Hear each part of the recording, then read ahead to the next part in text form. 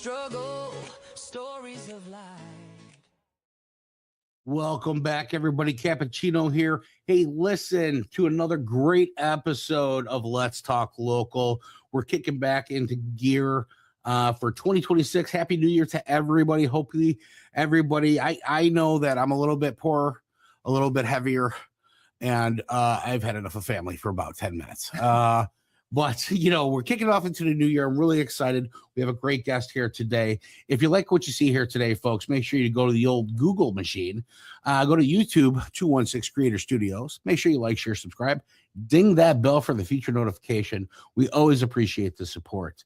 Today, we're going to be talking to Jodi Borck from the Courtyard at in McHenry, senior care giving, right? Or living or assisted living. Well, it's a little bit of everything on our campus. So we do independent, assisted, and memory care. So all services. Yeah, you just you got the glitter. We throw do. out the glitter, you got a little bit of everything in there. It all. I absolutely love it.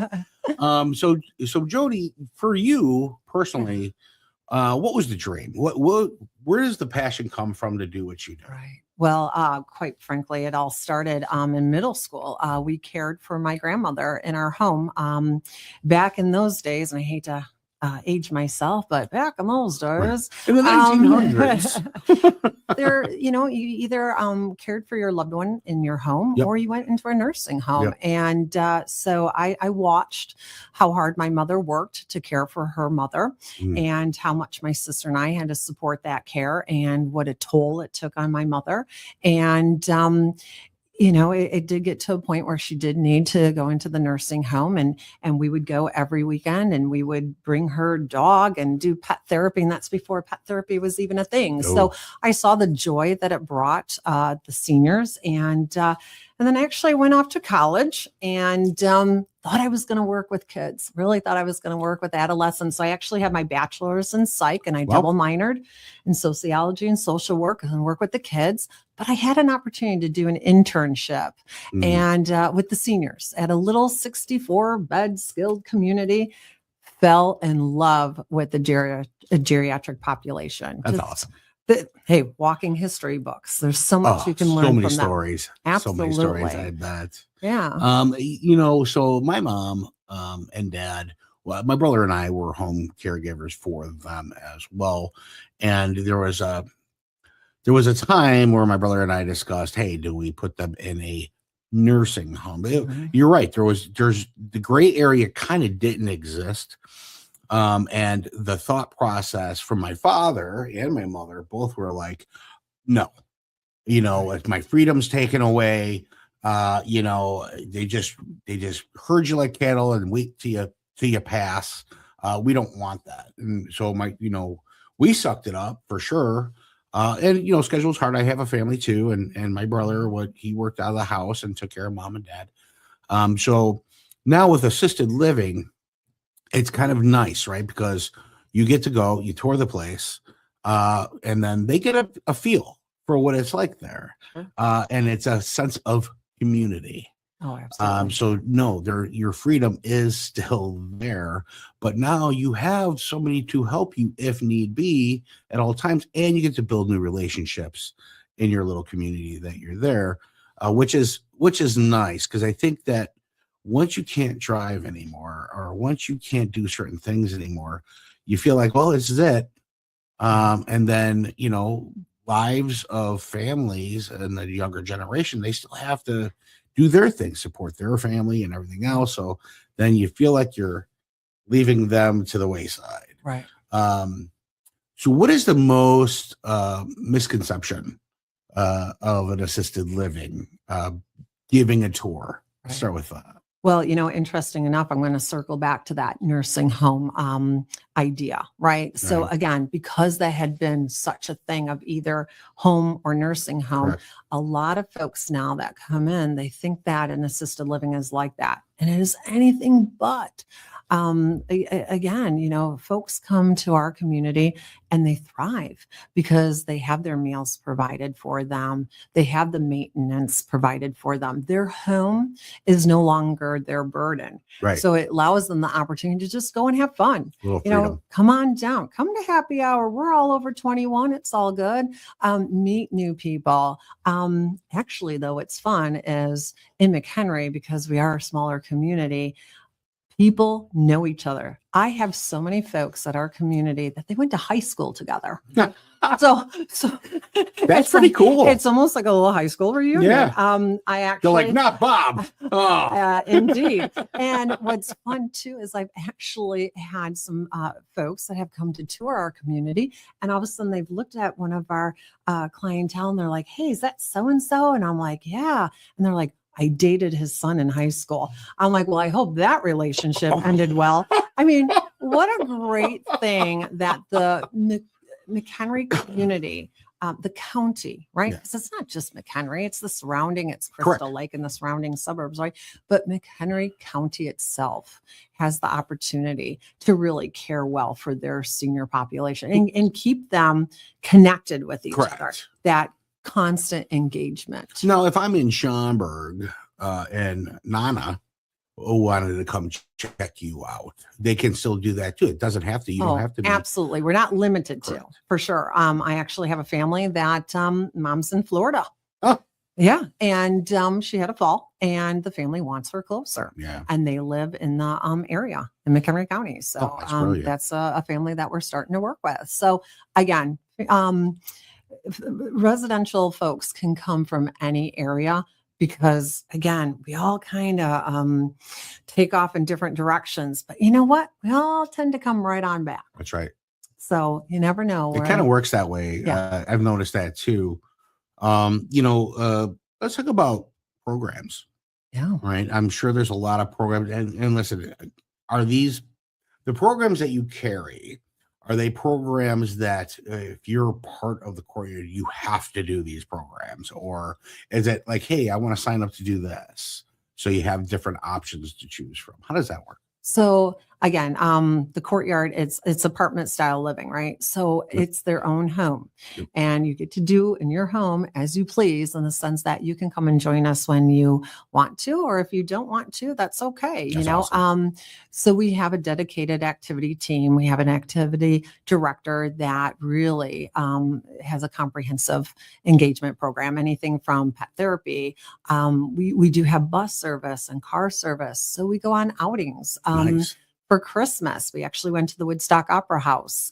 They did a sing-along to White Christmas. That's awesome. It was fabulous. And then we went and had lunch on the square, and treated ourselves, and went and did a Christmas drive. So we were gone all day and into the evening, and it was fantastic. So certainly people can come join us for outings. They can come join us for, again, Fridays. We have our happy hours. We have quite a few entertainers that come to the community that we enjoy. And I love the fact that you have a happy hour. Yeah. I'm sure they are too. Not that I'm promoting. Right. But no, it's just a great way to unwind. It's a great way to kick off the weekend, right? So we're coming to a close of our week. We're kicking up the weekend. It's an opportunity for folks to get together and kind of share with each other. Hey, I'm going to do this, or I'm going to stay overnight with my daughter, or I'm going on a little trip, or I'm going to be here. Yeah, you want to come down, meet me to play cards. We've got a card room. So we have quite a few folks that do like to, not that I'm promoting gambling either. My God, it sounds like happy hour and gambling. I know, folks. It sounds like we're a bunch of harlots. So. No, but again, you know, but listen, when you're a senior, playing cards and happy hour is the thing. Mm-hmm. You won. That's how I see it. When you graduate to that age, you deserve every bit of all of it. Right. And so you guys are actually providing, which is fantastic, by the way. Fitness programs? Absolutely. Yeah. So we do have a therapy space within our community, and we do have a physical occupational therapy under Medicare Part B. So we do promote, you got to move it. If you don't move, you lose it. Right. That's right. And so we're trying to keep people as independent as possible, keep them on their own 2 feet. So we really encourage not only going and seeing the therapist, but we also do group exercise as part of our activity program as well. So you could fill up a day. Oh, absolutely. Between everything. Absolutely. And the worst thing, so, family members, so my father-in-law, he's in his 70s. He's retired, but he's a CPA and an accountant and still does like 300 tax returns a year. And so I asked him, he bowls, he golfs, he does all these things. He's had a stroke and he's still doing all these things. And I asked him, I said, man, you're retired. He's like, no, I'm rewired. Because I have to keep moving. I have to keep sharp. I have to keep, so he does it all on his own, which is fantastic. And I'll tell you, smart guy, he's a numbers guy. I put 2 numbers, I get a color. I don't know. That's how I work. We have people here to help me with that. But, at his age, I asked him, I said, well, one day if we ever he's like, yeah, I'll never make it to that point where you have to worry about me. He's like, I'm going to go until I'm gone. So the mentality, right? The mindset is key in order to keep motivated and going. So not everybody has that. Not everybody has that self-push. But if you become the space you surround yourself in, and you guys have that space where they can go and be like, oh, I can sign up for this. And at 3:00, I got this and I can do, which is really fantastic. And I love the word assisted living because you're still living and it's just assisted if you need it. Right. You get your own living space. You're not being taken away from anything. You need to go to the store. You just sign the book probably. I don't know how that works, but how long in business have you guys been doing this? Yeah. So our property has actually been in McHenry for 20 years. Huh. Yes. Started out as, built as an apartment complex. And it did not take off back in the day because McHenry was still seen as a very farm, style community. Didn't have the infrastructure to entertain folks from the larger, towns like Schaumburg, Arlington Heights, and such. And then that's when they transitioned it into more of a senior living environment. Now we're more campus style, so there's 13 beautiful acres. It's all surrounded by woods, so it's really tranquil. It's so beautiful to pull on campus and see all the deer and the sandhill cranes.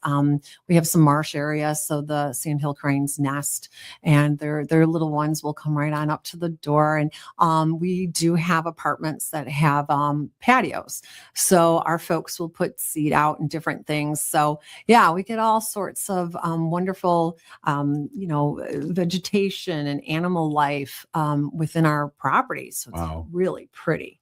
Yeah. And it changes each season. It's got something even more beautiful to offer. And a lot of our clientele, they love to go on walks and such. So we do a walking club and they can see all of that. Yeah. That's awesome. Yeah. That's amazing. Check it out, folks. That QR code in the corner around here, if I can point to it. There we go. There it is. Scan that. That's going to bring you right to, Nico, what is that, the website? Yeah, it goes right to the website. Jodi's your contact. Yes. She is going to make life easy for you and make it very clear, transparent. I love the way you deal in business because you're like, I'm going to make it simple and show you, schedule the tour. You don't feel committed just to take the tour, and see what the options are. I think are always going to be key. And, they have a great pile of resources and a lot of support from the community. Is that right? Yes. We're very embedded with the community. Yes. We partner with the high school. They have a CNA class where their students will come and do clinicals at our community. So it's an opportunity for us to educate the future healthcare professionals, which for a person like myself, who's been in the healthcare industry since 1992, it's so refreshing to see these young folks coming into the industry and that we get to work with them. We get to help shape them. That's awesome. And that's another piece too, is the fact that, you talk about just come in, do a tour, have conversation. And that's what it's about. It's conversation. It's education. It's being proactive. Yeah. Again, doing this since 1992, I've had an opportunity within my career to do a little bit of this and a little bit of that in healthcare. I am a mother of 3, so I've had to kind of recreate myself at different times and the needs of my kids, and that's allowed me to dip my toe into whether it's rehabilitation or even hospice, assisted living. So when families come to me, I can point them in the right direction because guess what? Been there, done that, That's right? Yeah. So, when I tour a family, they are a little long, and that's because I'm really trying to kind of unpackage all of the baggage that comes along, right? Because there is some guilt, right? There's some hesitation, there's some fear I think guilt's to a big move one. forward. Yeah. So listening to their story and what is it that gives you that guilt or that fear, kind of walk through it, talk through it, show the benefits of, being in communal living. And you say, the activity part of it. Yeah. I mean, there's a lot of engagement, but you know what? There's a lot of companionship. And I think that is so key. Nothing gives me greater joy than when I'm in my office and I can just hear the buzz in the community. We've got a lot of really great folks, and they're so compassionate with each other, and they'll absorb anyone into their group. And I love listening to them kind of coach each other along. We had a gentleman that came to us that was very upset because his son was selling his house. How could he sell his house? And one of the little ladies, she was trying to give him some empathy there. And she's like, well, what really bothered me was when they sold my car, because when they sold my car, that to me meant I was losing some of my freedom. And I thought, my God, I never thought of it that way. But like a typical man, he turned to her and said, so what type of car was it? I'm like, oh my God. Like you're missing the whole point here. No, but I mean, just that, the interaction, it's so nice to come to work every day and just listen to where they're at in their life, listen to their journey, right? And it is all about the mindset, right? So we can have all these wonderful activities and these programs and so forth. But if they're going to hibernate in their apartment, then they're missing out on opportunities for that relationship building. And you know what? No matter what age you're at, having that touch, right? That relationship, whether it's actually holding hands with someone, right? Because that's okay. Like, they're adults. Or just having a person sit and talk to you. We have a lot of veterans at our community. So sitting down and sharing those stories, right? Because some of those stories are kind of tough. And we also have a show here for veterans. So we hear those stories quite a bit. Man, some of them they choke me up. But they need to share those things. Well, correct. So you're not the answer of you're not alone. Especially in a room of other veterans where they're like, yep, I remember that. I was stationed in, and this is what we had to do. And I completely understand where you were coming from. That kind of helps. Oh, it does. Because if you're a veteran, a senior veteran, and you're at home, and your family, you're the only one, nobody, you could share those stories, but they won't be able to relate. But you don't want to go out because outside, listen, when you get to that degree where you're like, bah, I'm not going out anymore. The world has changed and I don't like it. Or Wheel of Fortune is my new thing, right? Well, with assisted living, you're around the space of other people that have gone through and or your age or your generation to where everything still makes sense. Right. Right. And then you want to do more instead of just Wheel of Fortune and maybe not so angry all the time. As an Italian kid, my dad, he was always angry even when I was a kid, and probably my fault most of the time. And my brothers, I got to put some on him. But even towards the end, we took care of him until he was ready for hospice. One day I said, hey, Pop, how you doing? And he's like, I woke up. I don't like it. I'm like, what do you mean you don't like it?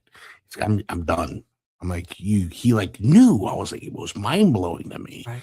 And so we did hospice and made him pizza and we hung out there for a while and it was over, If he had if I was able to give him a tour of assisted living, he would have probably fought me on it. Right. But I'll guarantee you this: if I got him there and did the tour, he'd be like, "Well, this is pretty cool." The mindset would change. Right. The perception. Perception. Right. 100%. And that's key, because I actually had a gentleman, I will never forget this. I had a son who had made the arrangements for the tour. He brought his dad in, and his dad literally walked in with his arms crossed. And I thought, oh boy, here we go. Yeah, he's fighting. Yeah, oh yeah. And he, he said that our community, and it could have been any community, he wasn't having it. It was like a prison, and I was a warden, and he's saying all these things, and his poor son was mortified. But you know what? Because dad was just heck bent that he wasn't coming. You know what? Dad moved in, right? And then he was supposed to go spend some time with his son in Florida. So dad had moved in, he had spent some time with us, and then it was his turn to go to Florida to spend time with the other son. He left, he did that. Okay. No more than a week later, I get paged up front. Our little man who was supposed to be in Florida is standing in our front lobby. He literally, this is so bad, he got in his car and drove from Florida back to our community because he missed us and he was bored in Florida. I mean, the first thing out of my mouth was, does your boys know that you're here? I was like, oh. And you know what? This was right before Thanksgiving. And what they were going to do is live with us part-time and then the other half in Florida. So the son had moved everything out. So guess what? On Thanksgiving Day, I was the manager on duty for the holiday. We moved all of his stuff back in. And he stayed with us for years after that. Wow. And just loved it. And How I mean, awesome. he played Santa Claus for us. He was so embedded and ingrained in our programming. It was just amazing. And this was the man that came in and was going to fight it the whole way. He fought it at first. So, but I guess, my thing is be proactive, right? So as family members, sure, no one grows old to say, I can't wait to be old and live in assisted living or independent living or whatever the case may be, right? But be proactive. Know what's available, know what's out there, because sometimes something bad can happen in the home. And then all of a sudden, your loved one can't return to the home. Correct. Now, all of a sudden, it's crisis mode. And you know what? Poor decisions are made during crisis mode. Always. So it's much better to be proactive. We really offer, we call it Courtyard Club, and people can actually come in and experience community living with us before they're even one of our clients. So they can come into happy hour, they can come in for a meal, they can come in and join us to play cards or for an entertainer or whatever the case may be. It's important to know, that there's a lot of life yet to live. We don't know how much life we have to live, any of us, right? No. So, nope. But it's all about the quality, right? It's all about the quality. Quality of life is key. And, 100%. if there's a message I can send out to people, it doesn't matter how old you are, right? Because even if you're 100 years old, and we do have a couple folks that are 100, and they're sassy. So, they do have that quality. Yeah. I mean, I've got one, she is such a Packers fan, and the organization on her 100th birthday sent her the best swag you ever did see. And boy, she was walking around in her Packers uniform with the cheese wedge on her head. I was like, oh, good Lord, here we go. And you're in bear country. But that's okay. We still love you. No. But yeah. And I mean, and going to that, my God, Bears, Packers game, right? We had a huge party at our community, and they were packed in our movie theater area watching the game and just going bananas over. I love it. The outcome of that game, right? And that's awesome. That's wonderful. And I think to myself, I have an 80-year-old mother who is insistent on being in her home, and the last of her 5 siblings just passed, and she doesn't get out. She doesn't go out much. And I think to myself, Mom, what are you thinking? Like, this home that you insist on being in is become more of a hindrance. It's become more to me as a prison itself, because I can't always be over there because I work. I got the kids, life. And she's not getting out. And so, laying in bed, watching TV, watching the weather, God, is that really quality? I mean, I invite her to come to our events. We did photos with Santa. Um, uh, we do a lot of different, bingos and Game entertainment nights, oh sure. yeah, Yeah. constantly different things. And she has such a great time when she comes and she's chatting it up with everyone. And I'm like, you could literally walk out of your Absolutely. apartment and have instant friendship going on, instant involvement, instant companionship. Yeah. So, it's getting over the barriers. And again, that's why it's important to come in and tour and talk about those barriers. Some of them are really unrealistic, so we can work through those easily. And then if there's something a little more challenging, well, okay, let's spend a little more time figuring out how we can work around it. I mean, we truly want to care for every senior in our community. Yeah. It's just that important. Yeah, and the perception too is a lot of times, we'll go back in the day, right? Was the nervousness from a family member dropping them off? Like, Oh, yeah. Are they really going to care for them? Yeah. Are they just collecting the money? I mean, that was a big thing. That's where my parents were like, I'm never going to one there, Right. or and it wasn't like, once again, wasn't assisted living. It was a nursing home. Sure. And some of them, listen, I'm not, downing any nursing homes either, because I've been through some that are really yeah. nice and they actually seem like everybody's having a great time. And, but the assisted living at the Courtyard, and here local in McHenry, and once again, the QR code and right there, there it is. Make sure you scan that to get to the website. Hit the old contact information to get a hold of Jodi if you're looking to get that tour. And listen, we're right on the back end of this. That's how fast this goes. So quick question would be, is, based on some of the regulations that you have there, for the comfort level of a senior, if they were like, hey, can my son stay with me for a night or so? Is that allowed? Oh, absolutely. Okay. Absolutely. So, we've had family from out of country actually come and stay with their loved one. They are actual apartments. Again, because our community was built as an apartment complex, our apartments are huge. They're 750 square feet plus. Oh.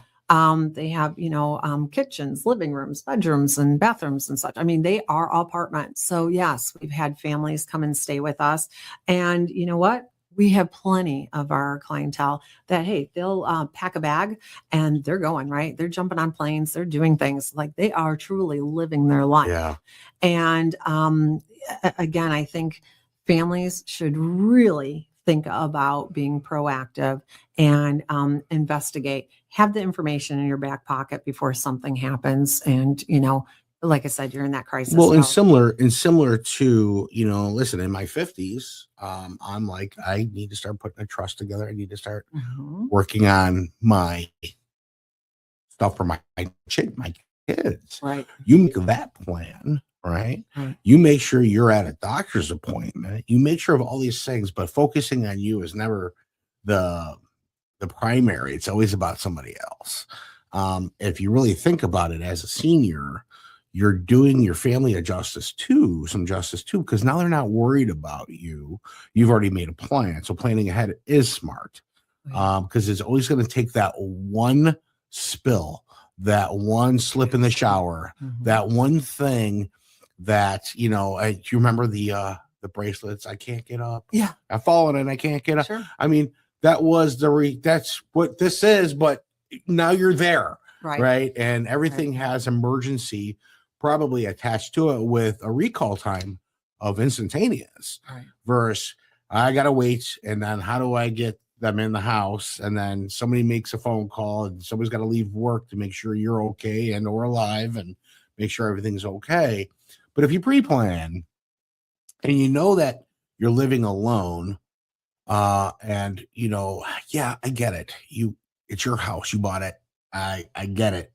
And letting things go is hard, but just know that you've graduated. Right. Well, and you know what? If they're proactive, mom and dad can come with, right? Yes. And then they can have part of that choice, that decision making. And I love introducing people together. We had a gentleman that came yesterday and toured. He was from the Korean War. I just happened to have one of my veterans in the living room, and he had his Korean War, hat and all that. And I introduced them together.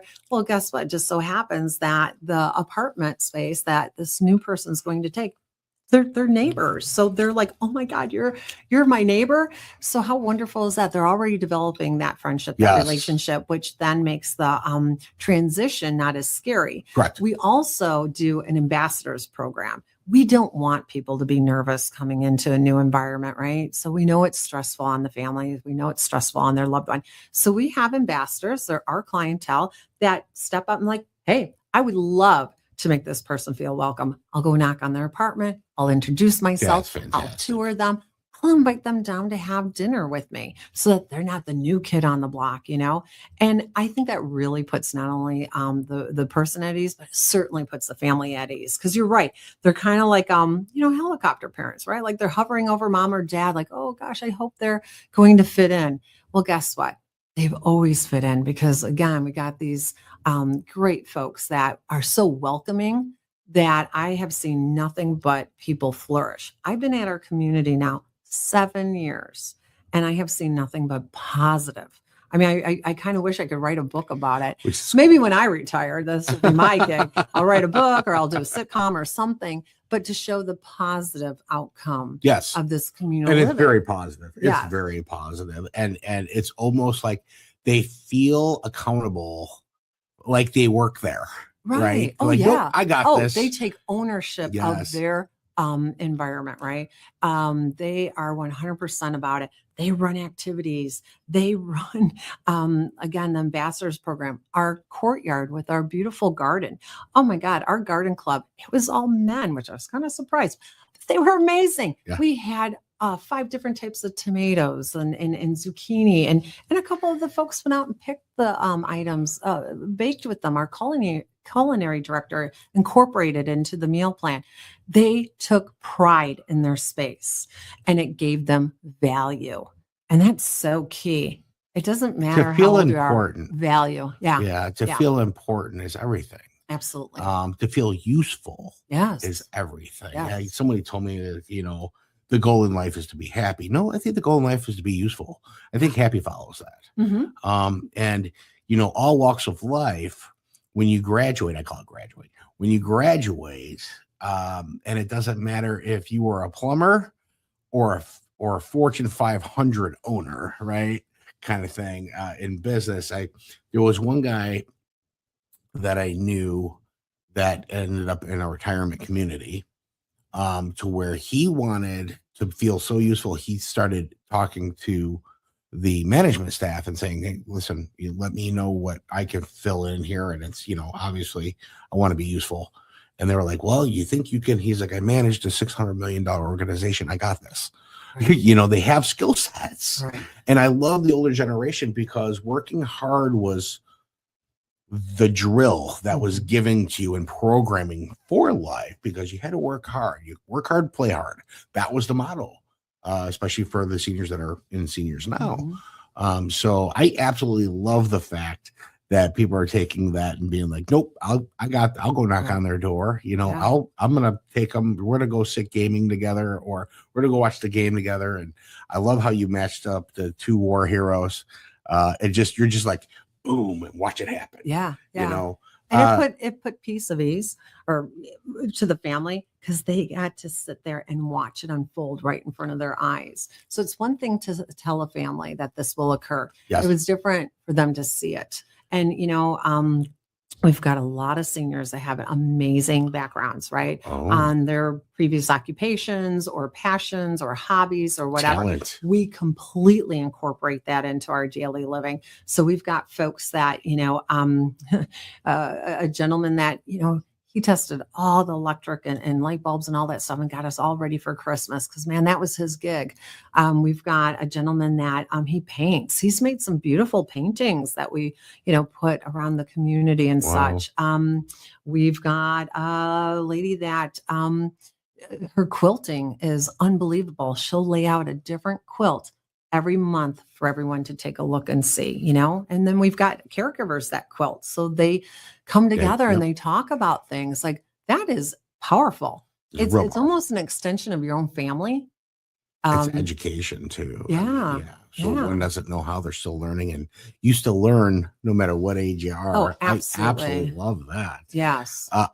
Listen, take my money. I want to move in now. This sounds like a blast. Yeah. So, hey, listen, one last story. Give me your absolute favorite story. And we'll call it a day here. Okay. So, I think sometimes we take things for granted, right? Because it's so easy to hit the Amazon button and get this and that delivered right to your door, 100%. Right? And we've got all this fancy razzle dazzle stuff. Well, back in the day, things were much newer. So we had a resident that his father was allergic to pine, so they could never have a Christmas tree, right? Because of the pine. So when the tinsel tree came out, right? Remember the silver tinsel tree? Okay. They were the first ones in the entire county to have a tinsel Christmas tree because that was the only tree that the father wasn't allergic to. And people from all over the county would drive by slowly and they would just be in awe over the tinsel tree. And I just think that's so amazing because when would that ever happen nowadays? You know what I'm saying? Like what a community, like people would drive by and the father was so proud. So he made sure that tree was constantly lit. The curtains were open and that tree was on display that entire Christmas leg season. Lamp, right? From Christmas Story. Yes. Yes. That's awesome. But something in our mind would seem so simple, right? But that was such a big deal. Like I said, people just lined up driving slow to see that first tinsel tree. It's just amazing. Like I said, cool. I get such a kick out of listening to the different stories that, again, I've been doing this since 1992, but every day that I walk into work, it's a new experience. I call it my new adventure because I never know what's going to happen. I never know what I'm going to learn, and what I'm going to share with someone. So I get a kick out of it. Jodi, you're awesome. Oh, thanks for coming in today. Oh, yeah. This was a lot of fun. I absolutely had a blast. I would love to do a follow-up with you, see how things are going here in the next year or so. Yeah. Folks, once again, the QR is right there. You have the pocket machine. You're holding it. Go ahead, scan it. Check it out. And then the description below, there will be a link if you don't know how to use the camera, which you should at this point. But yeah. Hey, listen, Cappuccino here on another great episode of Let's Talk Local. If you like what you see here today, make sure to go to that YouTube channel, like, share, subscribe, ding that bell. And until next time, we're going to say, hey, listen global, talk local. Every story's worth a little bliss. From the heart of the town to the open air, let's talk local, we're taking you there. 216 Creative Studios, where the magic starts. Local businesses, their real work of arts. From the cafes to the shops on the street.